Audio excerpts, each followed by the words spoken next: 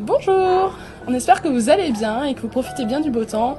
On va vous présenter aujourd'hui quelques petits coups de cœur de notre sélection été, autant pour les adultes que pour les tout petits. Et c'est Léa qui va commencer. Alors moi j'ai 2 livres à vous présenter du coup, donc j'ai 31 jours pour t'aimer. En fait c'est un livre épistolaire, donc chaque jour vous ouvrez une lettre et avec la lettre il est accompagné la suite en fait de l'histoire de nos personnages. Donc voilà, c'est une petite romance toute mignonne pour l'été, plutôt young adulte. Et ensuite il y a Les coquillages ne s'ouvrent qu'en été.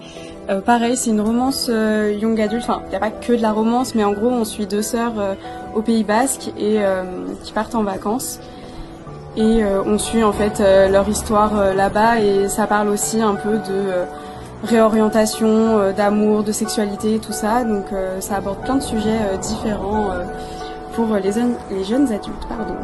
Moi je vais enchaîner avec toujours un livre plutôt pour les ados qui est le Running Club de la Flemme, qui est l'histoire d'une jeune fille qualifiée d'obèse, qui est très bien avec son corps et qui se sent très bien dans sa peau, mais qui pour aider sa petite sœur qui commence à avoir des complexes, va lui prouver que peu importe la morphologie qu'on a, on peut accomplir ce qu'on veut. Et elle va s'inscrire pour participer à une course, chose qu'elle n'a jamais faite. Et elle va profiter de tout son été pour s'entraîner à cette course, accompagnée de son nouveau voisin qui est un ancien camarade de l'école maternelle. Donc c'est tout mignon, c'est plein d'espoir, c'est plein de body positive, on adore, c'est génial.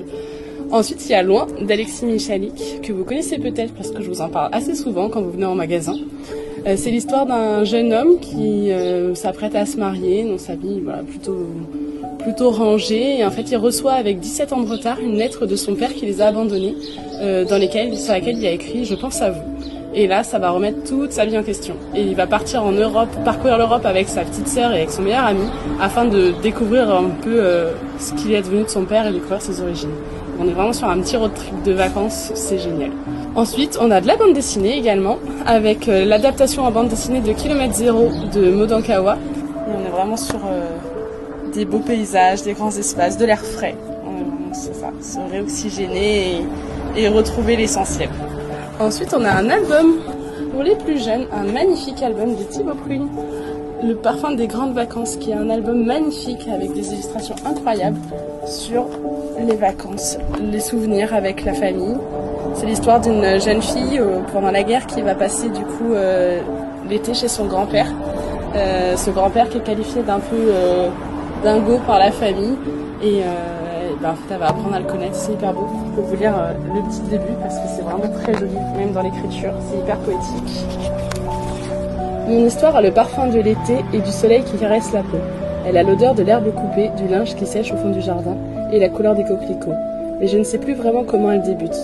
Peut-être est-ce le matin où l'autocar nous a déposés, maman et moi, au chemin de la Valette, quand elle m'a pris la main pour m'emmener chez Pépé Léon.